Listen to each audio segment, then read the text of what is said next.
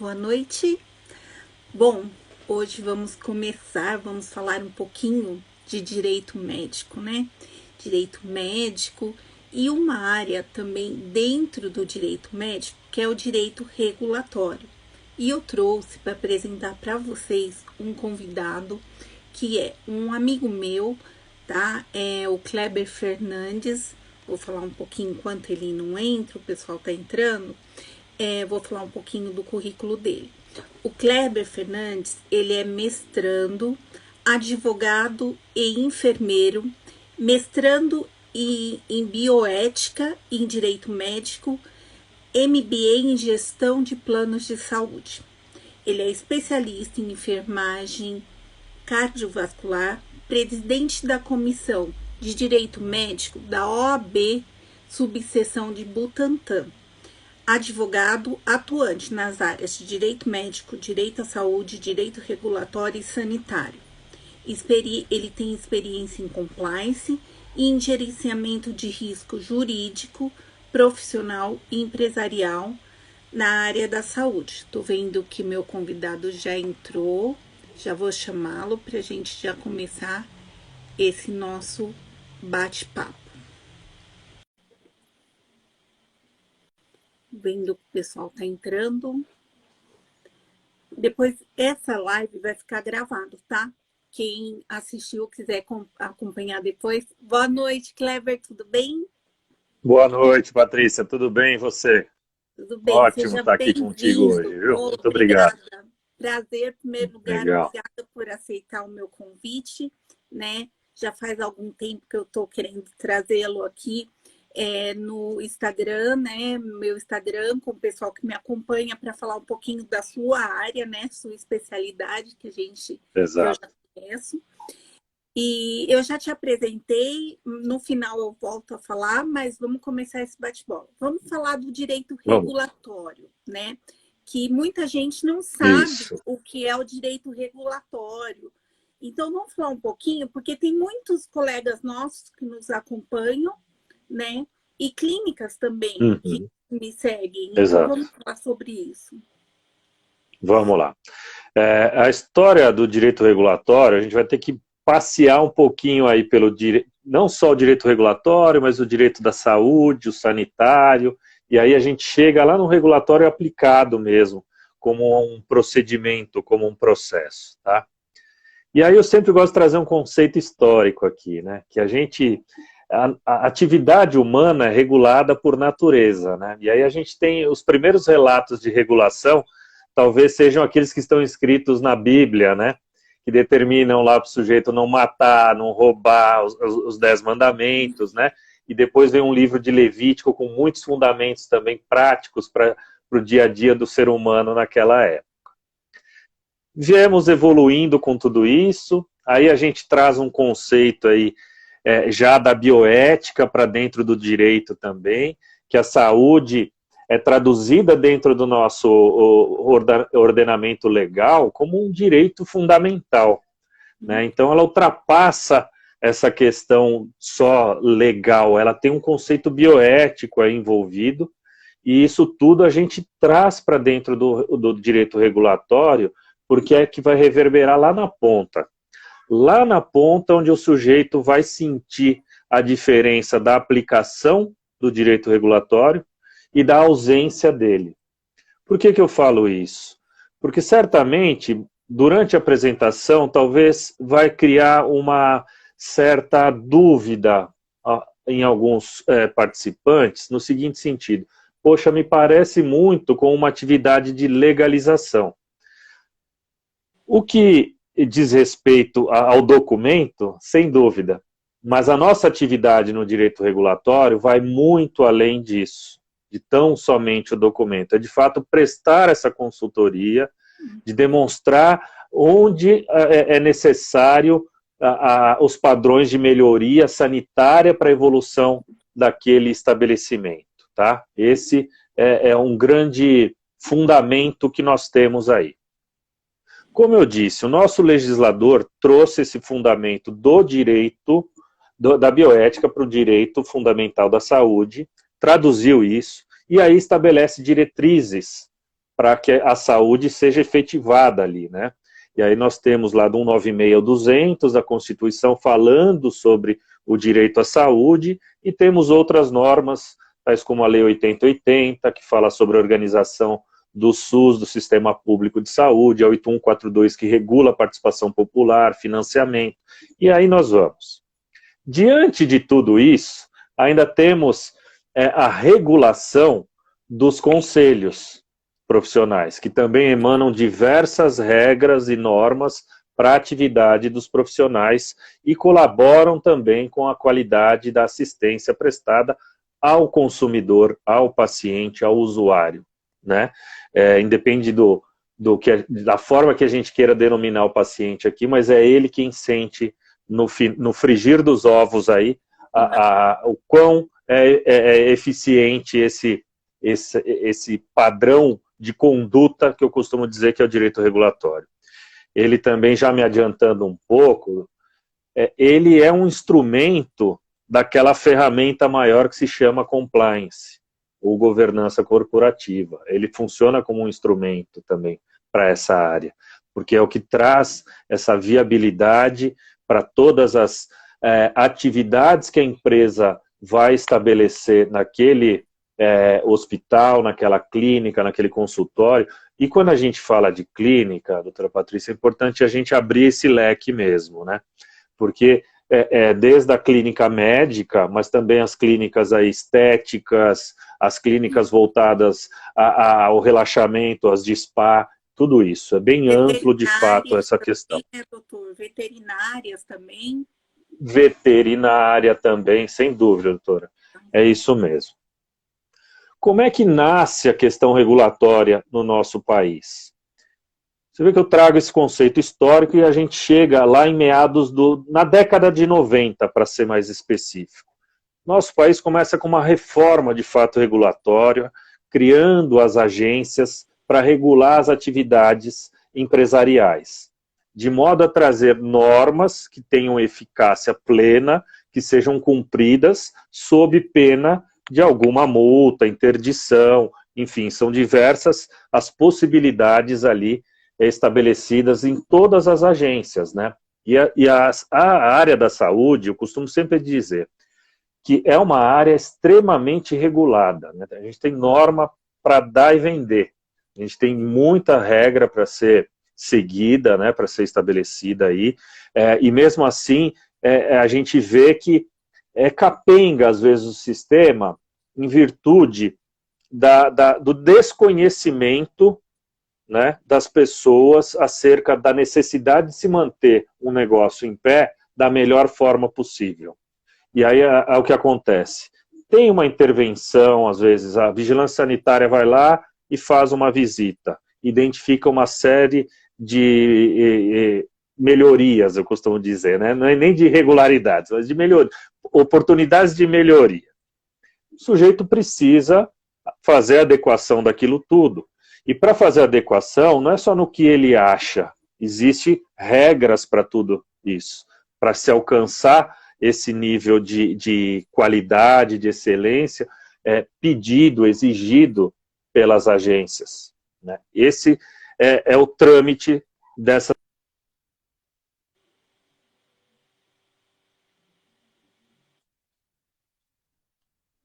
Tá aí, maravilha. Não, Então, as atribuições das agências, né, uma apertada síntese aí, é a de assumir esse papel de mediação, de fato, política e de regulação, onde que estabelece essas regras, essas normas que sejam seguidas e cumpridas.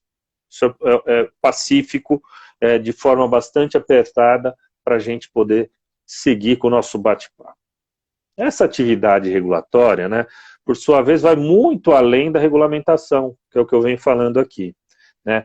Elas também têm um poder e dever de motivação, ou seja, todo e qualquer ato dela precisa seguir os trâmites do direito administrativo, né? Ela precisa ter uma finalidade para que ela exista aquela norma, e aquela incursão, aquela visita regulatória, fiscalizatória, precisa também ter uma finalidade, né?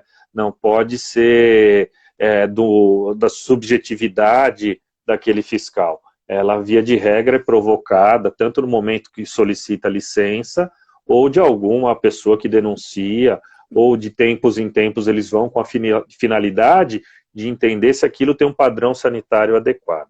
Basicamente é isso, tá?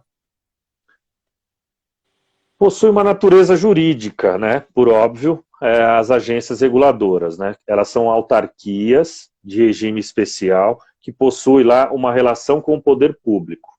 Então, elas são estabelecidas pelo ente da União, isso vai, como eu posso dizer, cascateando de fato, né? E toda norma que ela estabelece precisa seguir esses padrões de poder-dever e lembrar que ela está lá para elaborar normas, para implementar, para aplicar as sanções quando essas normas não são seguidas. E isso desce a nível municipal também. Começa no federal com a Agência Nacional de Vigilância Sanitária, vem para a vigilância estadual, vigilância municipal. Nessa temporada, né, de pandemia, a gente tem ouvido muito se falar das agências de regulação, a Anvisa, com a liberação das vacinas, né, com os próprios estabelecimentos sendo inspecionados para ver se está tudo em dia, se tem condições ou não, se estão respeitando as regras emanadas por eles. Então, deixa eu só fazer um parênteses. Hoje em dia, pois não. Desculpa te cortar, mas surge uma pergunta. Hoje, por conta disso, até pelo que nós estamos passando, você que atua dentro dessa área, você percebeu, assim, seus clientes, assim, uma visitação maior de fiscalização por conta do que a gente está passando? Não. Pelo contrário, menos incursões, tá? Eles estão, de fato, mais envolvidos com as questões da imunização. Colocaram toda a força de trabalho, tanto das secretarias estaduais e municipais, envolvidas nesse plano de imunização. Então, a fiscalização, ela continua, mas de uma forma, não é nem maior, e nem, acho que um pouco menor de fato, porque deslocou um pouco do pessoal para essa atividade do plano de imunização, de se colocar ele em prática, tá? O que a gente percebe... Lembrando que não é para relaxar, né? Isso daí... Exatamente, era esse ponto que eu ia falar. Que, as clínicas... muito... Muito pelo contrário, é um momento de se ter em mente de que você precisa ter condições de segurança para o paciente que vai ser atendido lá, né? Preservar os horários, preservar o distanciamento, álcool gel, tapete de higienização na entrada do estabelecimento, entre todas as outras medidas sanitárias que a gente já está quase que cansado de ouvir falar, mas é necessário a gente pontuar também. A necessidade do direito regulatório, em linhas gerais, aí, no frigir dos ovos, é isso, é para garantir a segurança para a população que é assistida. Ponto. Esse é o fundamento dele existir. Então, toda agência, ela nasce com um propósito de garantir a segurança e estabelecer as normas para aquele usuário final. Seja lá a telefonia, as operadoras de saúde lá com a ANS, mas no nosso caso em específico, para fazer com que as instituições de saúde se mantenham em padrões de compliance adequado, é isso, é garantir a segurança do paciente e do ambiente lá.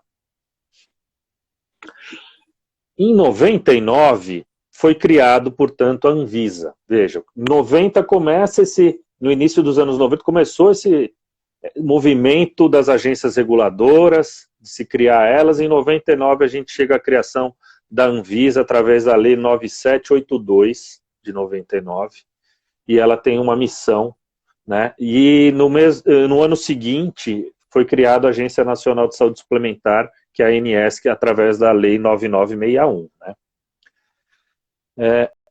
Quando a gente passa dessa história do direito regulatório, que a gente vê bem forte, e como ele se comunica com os outros ramos do direito, o administrativo, o direito à saúde, né, e o direito constitucional, tudo isso vai formando um arcabouço jurídico ali, que traz o fundamento para que a gente possa, portanto, trabalhar e concretizar essas ações. O nosso papel enquanto consultores aí da saúde, né, que militamos na área do direito à saúde, é isso, é levar para o empresário, para o médico, para o fisioterapeuta, que é a clínica dele, para o biomédico, enfim, para qualquer profissional da saúde que queira ter o seu estabelecimento, ele ter o seu estabelecimento da maneira mais segura possível. Lógico que isso aí vai esbarrar no direito à saúde por natureza própria do estabelecimento, que aí, como a gente já falou, está lá na Carta Magna e veio descendo com outras determinações e mediações através de leis, decretos, portarias, daí por diante. A legislação sanitária, é importante a gente esclarecer também que ela traz diversas penalidades se houver infrações. Isso está estabelecido na lei federal, que é a 6437, lá de 1977, né? E elas vão variar lá desde a advertência, a multa, até a interdição do estabelecimento. Varia de acordo com o grau, a reincidência. Tem o princípio também, como regra da dupla visita, ele faz uma visita, ele pontua aquilo que tudo tem que ser adaptado, adequado, melhorado, ou aquilo que, de fato, isso aqui não dá, isso aqui a gente vai interditar esse. Imaginemos que é uma clínica onde possui ultrassom, endoscopia, serviço de ecocardiograma, e ele identifica, por alguma razão, que a sala do ecocardiograma não está num padrão de segurança aceitável, né? Sempre lembrando que quem atua lá, o dono do estabelecimento, o proprietário dessa clínica, ele não conhece a legislação. Como regra, ele não conhece, né? Ele é um médico, quando muitas vezes um administrador. E ele não tem o conhecimento de o que pode e o que não pode. E ele abre o estabelecimento do jeito que ele entende que deve abrir, até com a experiência dele demonstra. E aí, por exemplo, nesse caso hipotético, tem uma sala de teste ergométrico, onde falta o cardiodesfibrilador na sala. Essa sala, se você não colocar o cardiodesfibrilador lá, certamente a vigilância sanitária vai interditar essa sala até que você instale esse equipamento, mantenha esse equipamento dentro da sala, porque ele traz risco para a vida da pessoa, a ausência desse equipamento. Então, é sempre lembrar, que eu costumo dizer muito isso, a partir do momento que foi lavrado o auto de infração para determinado estabelecimento, procura o profissional adequado, né?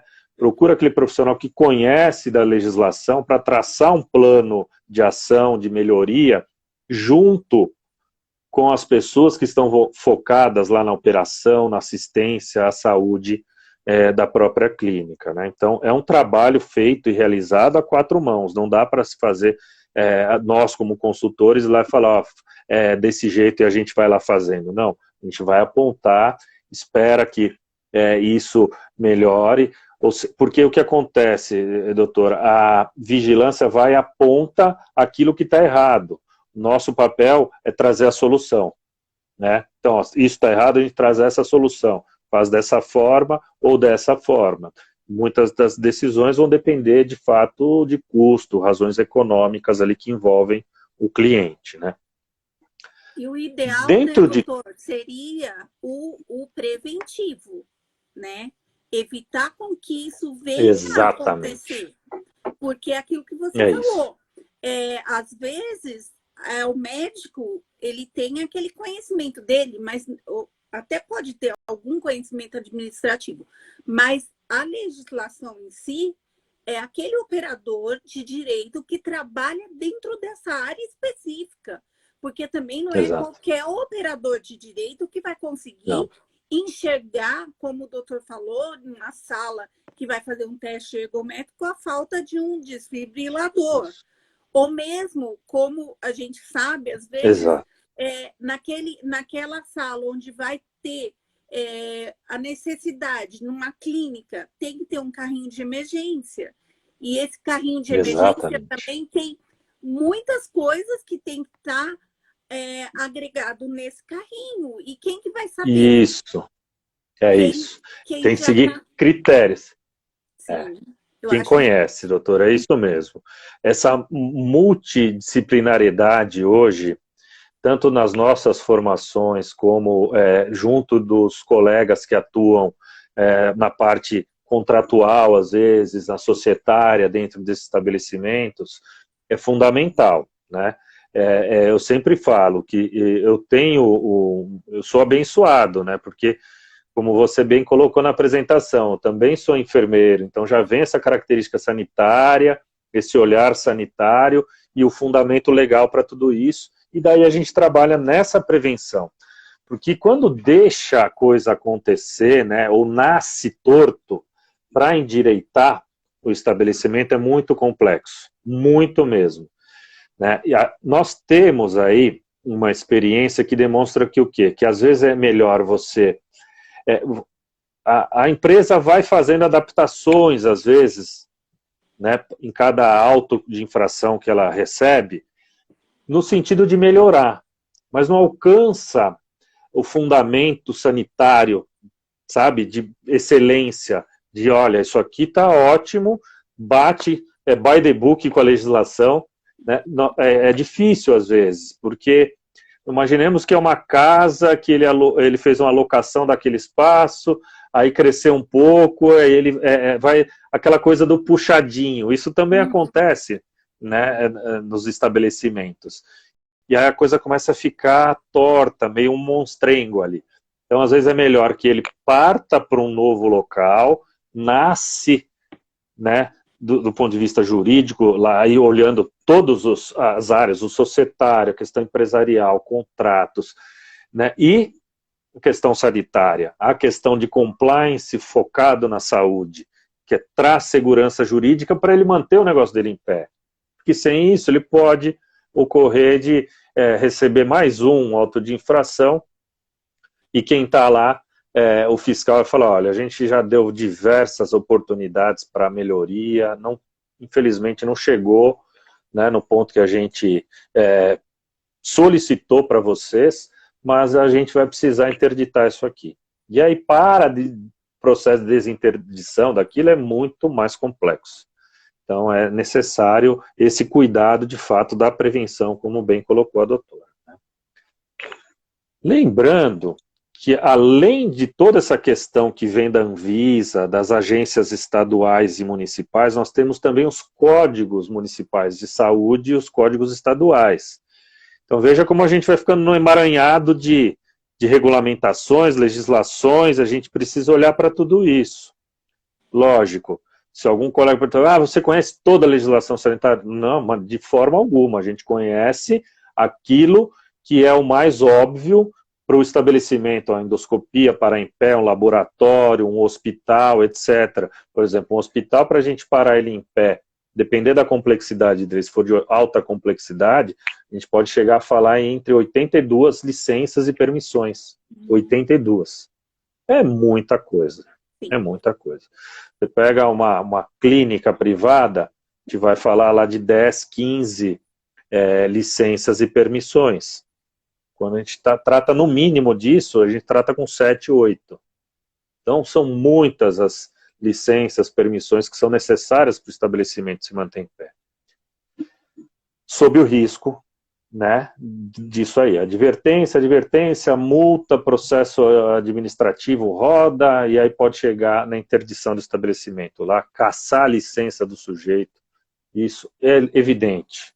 Isso é um caso mais trágico possível, precisa de um evento de uma natureza trágica também, né? Morreu alguém, o fiscal vai lá, tem rato passando pelo estabelecimento, sabe? Aquela coisa terrível, mas que a gente já viu e ouviu também, tá? Medicamento de controle, né? Que é importante também essa questão, né? Eu acho Medicamento. Que é muito, muito importante essa questão da validade, né?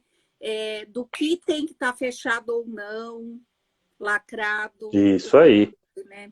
Acho importante o O, o, doutor me- o- falar. é, o medicamento controlado pela portaria 344, ele precisa estar segregado dos demais, com um controle daquele profissional que é o responsável técnico da unidade. Lembrando que o responsável técnico, até para a gente já dar uma pincelada nisso, ele é aquele que tem uma habilitação para a área da saúde. Depender do estabelecimento, vai ser um médico, um enfermeiro, um físio, um biomédico, um farmacêutico. É o profissional habilitado, isso é o que diz a legislação sanitária. Esse profissional é o responsável por essa medicação controlada, né? E também ele é o responsável por aqueles medicamentos, qualquer um que esteja lá dentro do estabelecimento.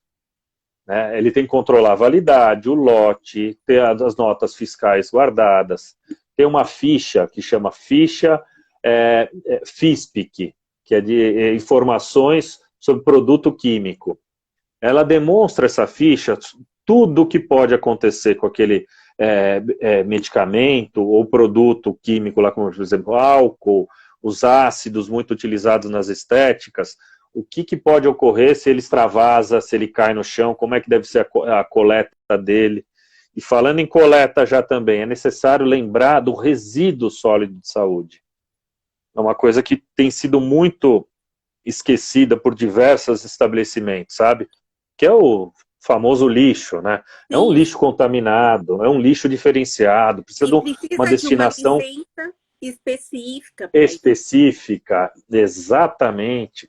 Não pode, não é de qualquer forma, né? Precisa, de fato, ter um olhar diferente para isso. Porque, inicialmente, você pensa assim, vamos jogar de qualquer jeito. Aí você comete o quê? Uma infração não só sanitária, mas ambiental. Né? O crime ambiental, né, vai trazer danos tanto para a empresa como para o responsável legal, inclusive, e possibilidade de prisão dele. Né? Multas altas são aplicadas. Então a gente precisa conter, vejam só, né, como a gente está evoluindo no nosso bate-papo aqui, de mostrar essa estrutura de blindagem jurídica sanitária para os estabelecimentos. Né? E esse é o nosso papel. Então, a gente viu que dentro do direito sanitário, ele já falou ali, nós já falamos da saúde, falamos do regulatório, trouxemos o direito sanitário e forma um arcabouço grande, né, de regulação de normas federais, estaduais, municipais, que a ideia é eliminar, portanto, os riscos à saúde ou preveni-los. Né? Lembra que eu falei lá no início do nosso bate-papo, a gente precisa lembrar do paciente, o foco tem que ser ele. A atividade é econômica? É econômica. E aí cabe até uma discussão um pouco aí acalorada, talvez, mas vou entrar nesse mérito aí. Se a atividade médica ela é mercantil ou não. Não dá para dizer que não, gente. Né? A gente está em 2021, no dia 20/5. Falar que a atividade médica não é uma atividade mercantil é uma falácia que precisa ser desconstruída. Por quê? A gente olha para os grandes estabelecimentos de saúde, os hospitais, a própria indústria farmacêutica, que é quem subsidia os tratamentos, né? Subsidia no sentido, eu deixo à disposição do médico prescrever o que ele bem entende, né? Mas os hospitais vivem da internação, das cirurgias, de cirurgia estética, e daí vai. Não dá para a gente falar, não é uma atividade mercantil. Não, Sim, não tem como. Fora as clínicas que hoje dão vacinações, muitas clínicas aí dão imunizações, vacinas. Se isso não for mercantil, é difícil entender, porque o foco principal é a venda. Ali, não sei, exato. embora preserve a saúde, mas ok, tem pelo sistema público, o SUS, né, o Sistema Único de Saúde, existe, mas existe também determinadas vacinações que são feitas em clínicas particulares. E os próprios médicos que recomendam. Quem tem criança pequena sabe muito disso. Exato. Eu fiz isso com meus filhos. E a gente observa, doutora, que nesse primeiro trimestre aqui, que a gente está já indo para o segundo trimestre do ano, aumentou muito a procura de profissionais que vão estabelecer suas clínicas de imunização. Ô, doutor, como é que eu faço? Né? Pode me prestar uma consultoria, o que eu preciso, quanto tempo você acha? E a gente vai trabalhando nessa consultoria desde o início, que eu falo. E é interessante a gente poder trabalhar desde o início, porque a gente consegue mitigar todos esses riscos que são inerentes da atividade da saúde, né? Não tem como a gente dissociar isso tudo. Só para trazer mais um conceito aqui que é válido dentro do ponto de vista legal, a Anvisa ela tem um papel lá, são duas finalidades basicamente dentro do direito regulatório. Uma delas é proteger a saúde da população e a outra é promover saúde para a população. Ela protege quando ela minimiza os riscos, da forma que eu falei, emanando normas e regras. Serviços de saúde, que traduzindo isso, ela emite uma licença para aquele laboratório poder estar estabelecido, para aquela clínica poder continuar a sua atividade, né, para importar um medicamento ou não, e daí vai. Dentro da Lei 8080, lá que fala do SUS, da organização do SUS, ela remete já à Agência Nacional de Vigilância Sanitária lá no artigo 15º. O artigo 15º fala lá de como é que tem que funcionar o Sistema Nacional de Vigilância Sanitária. Daí só em 99 veio nascer a agência, né, 9 anos depois. Mas nasceu, funciona muito bem. Agora nesse período aí teve toda essa discussão e sempre tem aquela coisa, mas tem viés político. Eu não acredito nisso, eu acredito que seja de fato uma equipe extremamente técnica lá dentro e que tem argumentos para decidir se aquilo traz risco ou não para a população. Acho que esse é o grande ponto, né? Quando não libera, por exemplo, como a gente está muito na mídia aí, não liberou vacina X, né? Não liberou porque eles entenderam dentro do material que receberam ali documental de que aquilo não trazia segurança naquele momento. Pode ser que depois libere, né? É que infelizmente se politiza tudo e aí traz danos para a saúde da população também. Vejam, a gente falou da Agência Nacional de Vigilância Sanitária, das estaduais, municipais, e a gente chega numa outra tipo de autarquia, que são os conselhos, que eu falei lá no início, muito breve. A ideia dos conselhos profissionais é isso, é também trazer segurança jurídica, né?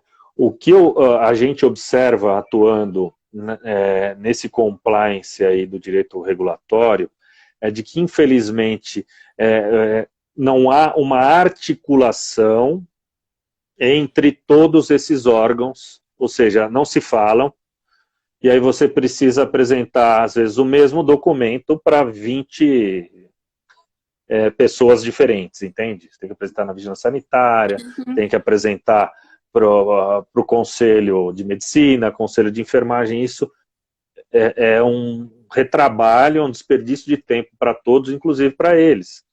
Então, mais para frente a gente vai tocar nesse assunto. Há uma RDC já de 2017 que a ideia dela, quando ela trouxe, falando de riscos, né, de estabelecer graus de risco para os estabelecimentos de saúde, era também de definir que haveria um sistema informatizado de protocolização disso tudo, onde você ia protocolar em um único órgão e esse órgão ia falar com os demais.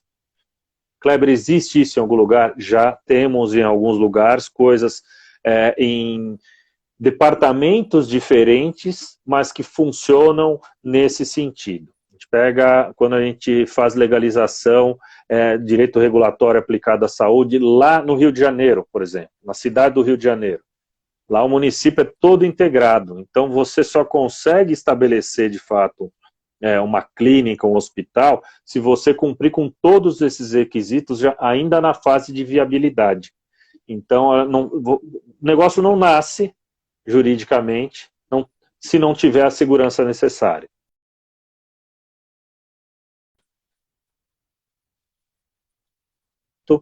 né, a licença sanitária, vai sair com dos conselhos todos envolvidos lá, de medicina, conselho de enfermagem, nutrição, físio, todos os demais que serão solicitados, bem como a atividade lá, a empresa que retira, faz a coleta dos resíduos, você sai com essa licença também, né? Tem uma diferença lá, você tem que contratar um serviço, que em São Paulo é disponibilizado pelo poder público, mas, enfim, você sai com todo esse pacote de licenças, inclusive você tem que apresentar uma das licenças que ficaram muito evidentes depois do caso da Boate Kiss lá, que é o auto de vistoria do Corpo de Bombeiro, né? Isso ficou muito evidente, e é exatamente, não dá para não apresentar, porque imagina um estabelecimento...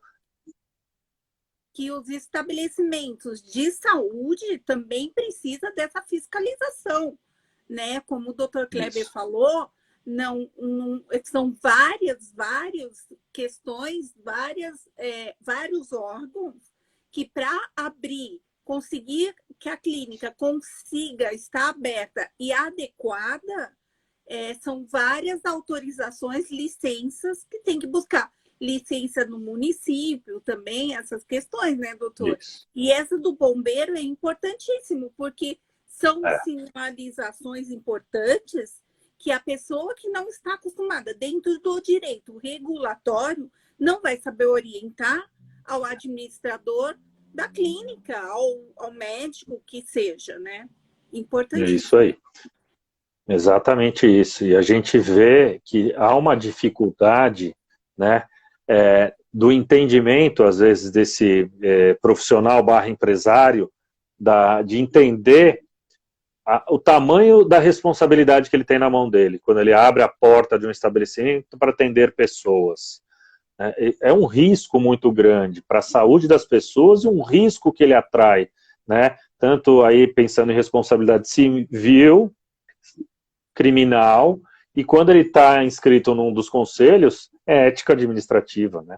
Então ele precisa se blindar, ele precisa seguir toda a determinação que os órgãos passam, que a gente traduz, que a gente consegue viabilizar para ele ter um plano de ação lá, para criar, montar, fazer funcionar a clínica dele, o hospital, enfim, o consultório da melhor forma, do jeito legalizado, né, da coisa juridicamente correta, que não dá para... A gente não tem mais espaço, né, doutora, para ter o jeitinho, faz desse jeito.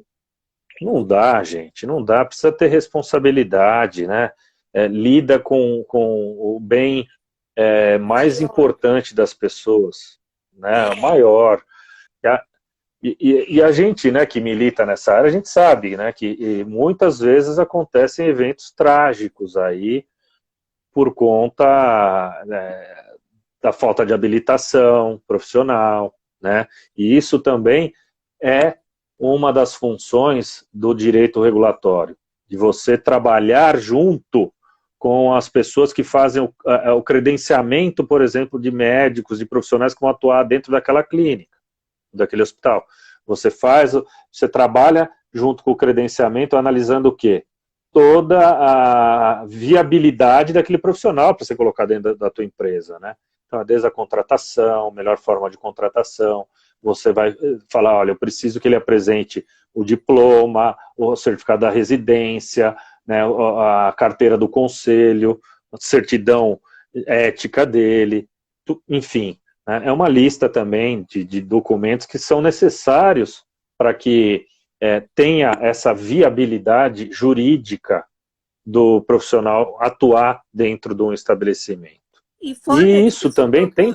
Uma coisa que eu acho importante também, às vezes, o profissional, como o doutor que atua, é contratado para orientar quem já está trabalhando, para saber como que vai receber a fiscalização, como que estão essas documentações. E muitas das vezes não basta só o profissional saber fazer por exemplo, o enfermeiro, saber atender, aplicar a injeção, que seja, fazer um curativo.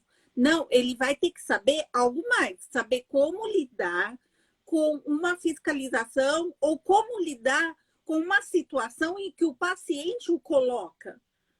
Porque existem várias situações que são fora do nosso controle. Então, nós que já atuamos nessa área, conseguimos enxergar isso e entramos com a prevenção numa palestras de orientações às clínicas, verificação de documentação. Às vezes, já a clínica está aberta, mas teve uma sorte de conseguir esse alvará, mas não significa que está tudo ok, tudo de acordo com a legislação necessária. Então, assim, eu acho importante, né? A prevenção, em todos os sentidos, eu sempre fui a favor da prevenção. E eu acho, assim, que essa questão de orientação que o doutor estava falando agora, dos profissionais, é muito importante. Não é só documentação, né, doutor? É a questão de receituário, tudo isso, né? Isso. Você tocou num ponto muito importante, doutora, que é a questão de como receber essa fiscalização. Eu vejo até hoje, e independe da experiência desse profissional que está lá, tá? É invariável que ele fica apavorado, sabe? Fica com receio da postura do fiscal. Não precisa, gente. Ele é um profissional que vai lá, ele é sisudo, ela é sisuda. É o trabalho dela, né? Ela vai lá, vai bater com a norma que tem.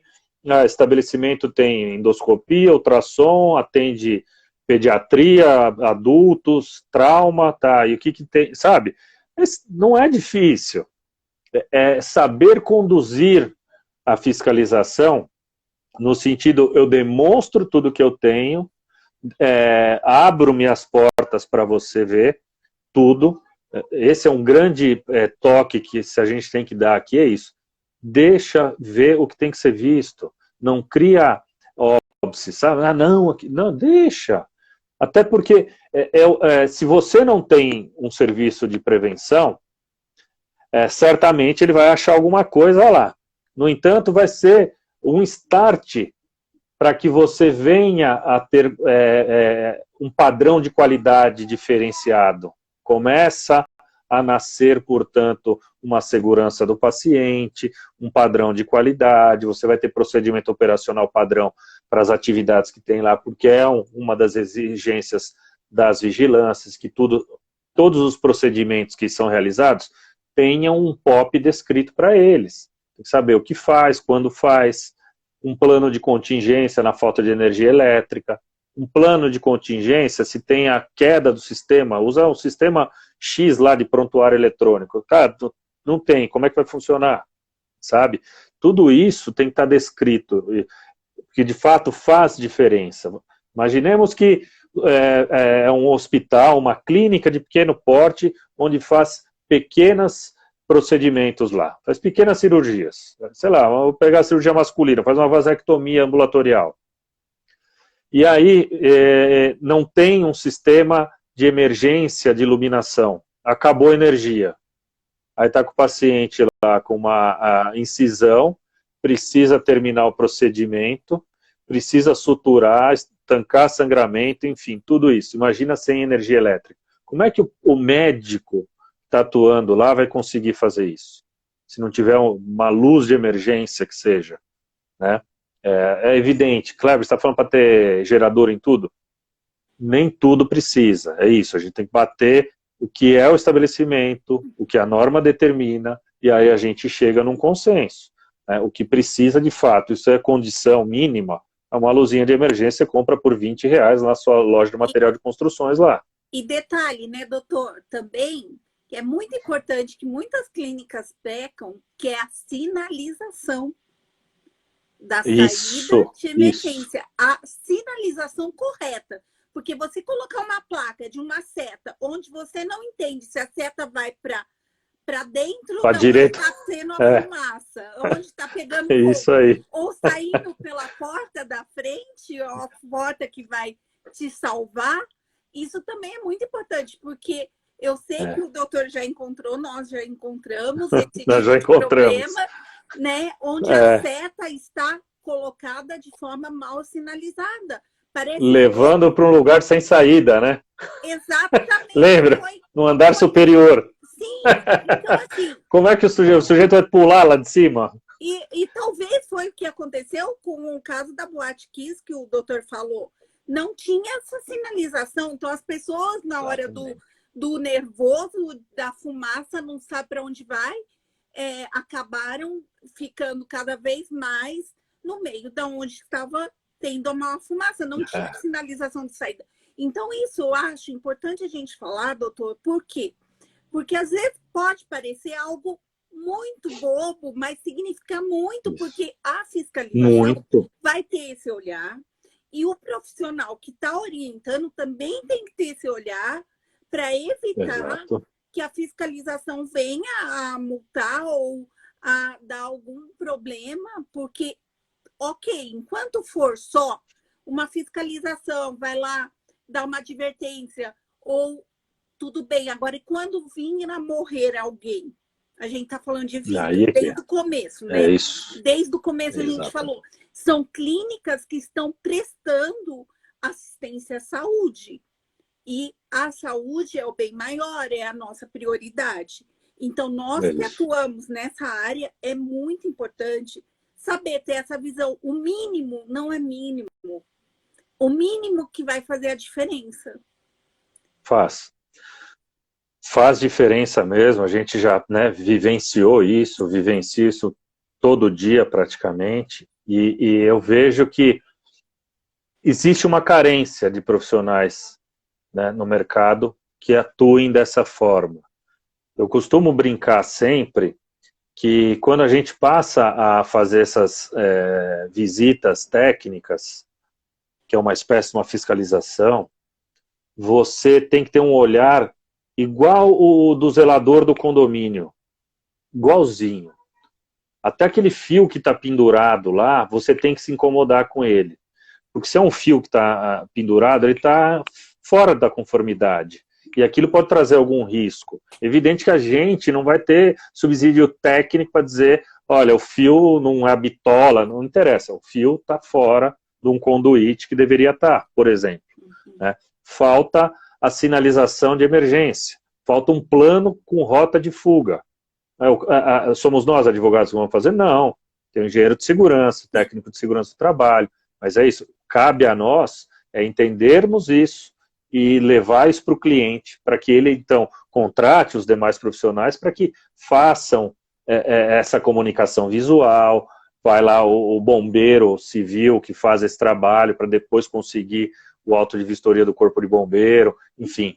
Tudo isso a gente tem que levar e levar com fundamento, né? Lembra que eu falei das 82 licenças lá do hospital, no nosso bate-papo? Cada uma dessas tem um grau de risco. Tem umas que tem mais, né, um maior risco ali, que pode levar ao fechamento da unidade, ou menor risco, que vai ser uma advertência, algo do tipo. Quando a gente fala de auto de vistoria do corpo de bombeiro, licença sanitária, isso é alto risco. Sem isso você não abre o negócio, né? Salvo algumas exceções. Você tem uma unidade imóvel, né? Nessa unidade você fica um tempo em um local, depois você vai para outro, e às vezes usa espaço público cedido pelo poder público. Tudo depende da opinião, de fato, jurídica, de analisar aquele caso concreto, onde vai ser estabelecido aquela clínica, aquele hospital, aquele ambulatório, para a gente poder emitir uma opinião, portanto, para isso. Né? É um processo, é um procedimento, a gente tem que lembrar isso. A gente invade, no bom sentido, o ambiente onde vai ser estabelecida essa atividade para levar segurança. Então, a gente deve, nos nossos relatórios, apontar absolutamente tudo que se vê. Tudo, sem aliviar nada. Né? E não pode parecer, às vezes, para aquele que nos contrata, o cara veio aqui e apontou um monte de erro. Antes nós apontarmos, do que a vigilância ir lá e interditar o estabelecimento do sujeito. Então a gente não pode, o piso não é o adequado, né? É isso, tem que ter um olhar muito amplo, de fato, para a gente poder levar essa segurança para o cliente, né? Existe, que foi emanada em 2011, uma RDC, que é a RDC 63, da Anvisa. Ela fala das boas práticas de funcionamento dos estabelecimentos de saúde. Ela traz diversas regrinhas lá, remete a outras RDCs, é muito importante para quem vai começar a militar nessa área, conhecer dessa RDC, e aí vai fuçando lá e vai entender como é que funciona o serviço de endoscopia, né, como é que funciona um centro cirúrgico, o que eu preciso ter. Inclusive, doutor, a gente precisa saber até o tamanho das salas. Existe um tamanho a ser seguido, que é a RDC 50, lá de 2002, que fala de estabelecimentos de saúde. Há quem diga, tem uma corrente que gosta de falar, não, a RDC foi feita a 50 para hospitais. Não, ela é muito clara, que é para estabelecimento de saúde. Ela trata desde o hospital de alta complexidade até a clínica. Então, ela é aplicada a todos os estabelecimentos. E lá ela fala o que tem que ter de fonte de água quente, água fria, ar-condicionado, a vazão disso, a exaustão, né, pressão positiva, negativa, enfim, tudo isso, e também o tamanho desses ambientes, né? Então, é muito comum também a gente pegar nas consultorias um trabalho com que a gente vai precisar atuar junto do arquiteto. Porque às vezes não é um arquiteto hospitalar, né? É um arquiteto que ele fez a formação dele, enfim. Assim, eu entendo, eu sempre parto do pressuposto de que o sujeito vai fazer uma coisa diferente, que foge à regra, ele precisa conhecer aquilo. Ele não precisa ser um especialista, talvez. Ele vai pesquisar. Coisa importante, doutor, que eu acho que vale a pena a gente falar, da questão da acessibilidade nas clínicas. Porque existe também, a pessoa abre, como o doutor falou no começo, pega uma casa, aluga e fala, vou fazer clínica. Só que não é desse jeito, como o doutor estava falando. Precisa de um banheiro para acessível. Se for fazer uso da parte de pediatria, precisa de um trocador para ter onde trocar a criança. Então, são coisas, detalhes que o operador do direito que está apto a atuar nessa área, ele vai ter essa visão de orientar, né? A questão de acessibilidade, todo mundo sabe, mas às vezes a gente já pegou lugares onde faltava um trocador e era uma clínica pediátrica, onde a mãe vai trocar em cima do sofá. Vai trocar. Não dá, né? Consultórios no andar superior, sem a disponibilidade de consultório no andar inferior, né? Embaixo vira área administrativa, medicação, e aí é atendido no andar de cima. E tem plataforma para subir? Não tem plataforma, é o que você falou, né? Aluga uma casa linda, maravilhosa, num bairro chique, mas não está preparada para aquela atividade. Então, antes de instalar, é necessário entender como é que funciona a legislação para instalar da forma mais adequada.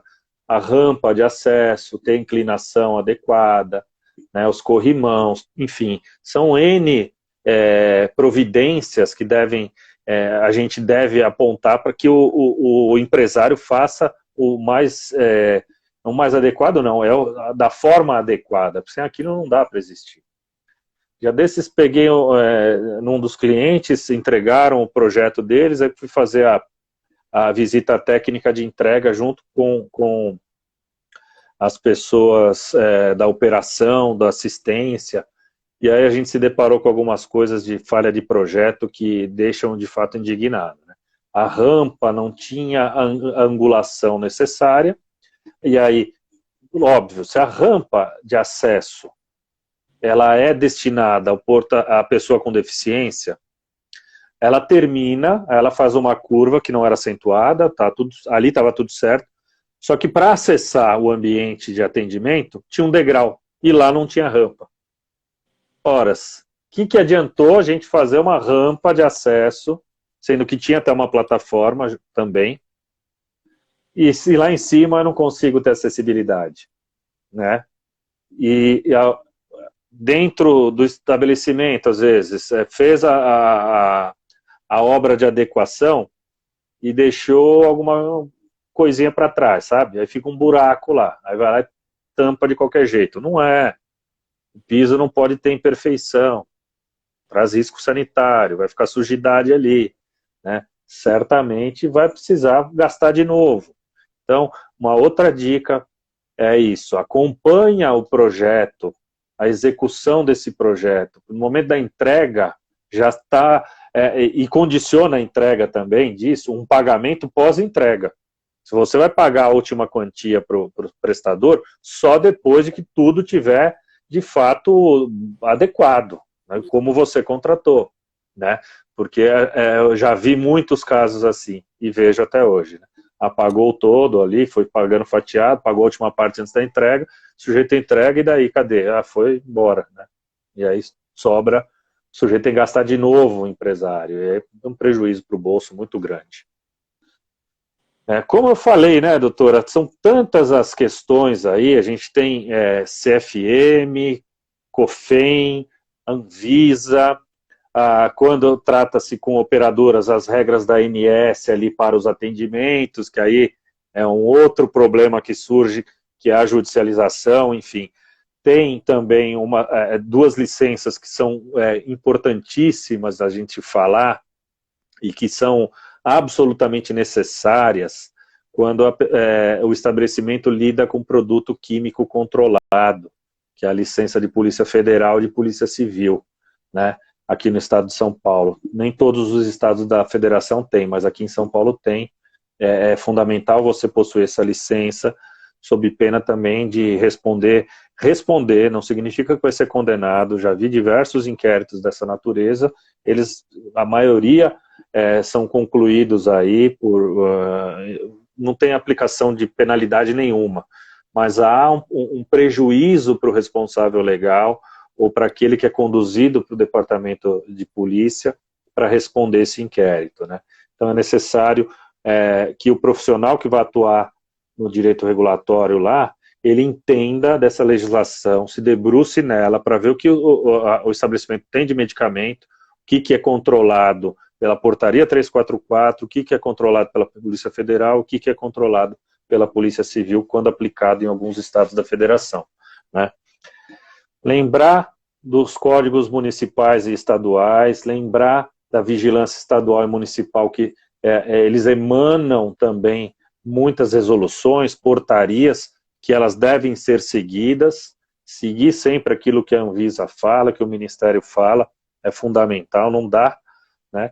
E aí a gente pode falar aqui de algumas licenças, né? Como eu já brinquei, né? O auto de vistoria do Corpo de Bombeiro, um certificado de acessibilidade, a licença de funcionamento propriamente dita do estabelecimento físico, que está ligado lá com a Secretaria de Obras, se tem o serviço de odontologia, o certificado de responsabilidade técnica no CRO, do CRM, do COREM, do CRN, do CREFITO, certificado de limpeza urbana, a própria licença sanitária. Lembrar que a licença sanitária, às vezes, ela é do estabelecimento, e para cada serviço que você for fazer, a depender da natureza do serviço, ele vai ser albergado a essa, mas você tem que informar um responsável técnico para essa atividade. Alvará das plataformas ou elevadores, você tem que ter um laudo técnico de avaliação desse estabelecimento, a depender do CNAE, do Cadastro, né, Nacional de Atividade Econômica, qual é a atividade que é a atividade principal caracterizada naquela unidade. Se for um hospital, eu preciso ter esse laudo técnico de avaliação. O que é o laudo técnico? É isso, é pegar o projeto arquitetônico, a planta, eu pego um memorial descritivo que ele junta, basicamente, no 10º andar eu tenho 10 salas, ou 10 quartos, os quartos têm um piso X, altura Y, né, o banheiro tem tal dimensão, o fluxo, aí entra na questão do fluxo dos pacientes ali, como é que vai se dar. Em caso de emergência, tem uma saída de emergência X, e daí por diante. Isso é um documento muito robusto, e que ele é solicitado para esses estabelecimentos, a depender do KNAI que ele está enquadrado lá. Conselho de farmácia, é necessário ter sempre o certificado de regularidade lá no Conselho de Farmácia. Todos os contratos com terceiros lá, serviço de lavanderia, serviço de limpeza, manutenção de equipamento eletromédico, manutenção predial, limpeza de caixa d'água, sistema de dedetização, o certificado da dedetização. Você precisa apresentar também para vigilância. Isso tudo, nós, quando atuamos na forma preventiva, a gente já solicita isso e faz um book disso tudo, né? Ar-condicionado, tem a limpeza lá com a frequência que determina a legislação? Precisa ter. Porque tem poxa, mas é oneroso. Doutor? É bom falar isso, tem. porque as pessoas às vezes não observam que essa limpeza tem um determinado prazo. Então, Exato. quando nós somos chamados para estar fazendo esse preventivo, que eu acho que eu vou bater de novo essa tecla, preventivo é a melhor solução, quem já tem clínica. O ideal é para quem for montar já pegar uma consultoria de direito médico regulatório. Quem faz só essa área que vai saber tudo que o doutor está falando. Agora, se você que está assistindo essa live e já tem uma clínica, não teve problema até agora, ótimo, mas vamos fazer um preventivo. É melhor fazer o preventivo e evitar do que venha a ter uma dor de cabeça com algum desses órgãos ou fiscalização. E outra, tá de acordo, porque agora a gente nem entrou ainda nesse mérito e eu acho que hoje vai ficar difícil, já vai ficar aqui o convite para uma outra live, que entrou a LGPD, que é também um plus a mais que a gente vai ter que estar apresentando. E isso a gente trabalha tudo em conjunto, né? O profissional que vai apresentar, se ele não faz, ele vai ter um colega que trabalha junto com ele que faz especificamente essa área. São áreas específicas. Então, é interessante a gente estar falando sobre isso. Outra coisa importante que a gente comentou, mas que eu volto a falar, o doutor estava falando da parte de produtos químicos, o armazenamento disso é muito importante, porque ele não pode estar junto com outros produtos, como medicamentos. Às vezes você tem um depósito e você acha que pode estar guardando tudo junto lá. A fiscalização vê isso, vai te dar problema.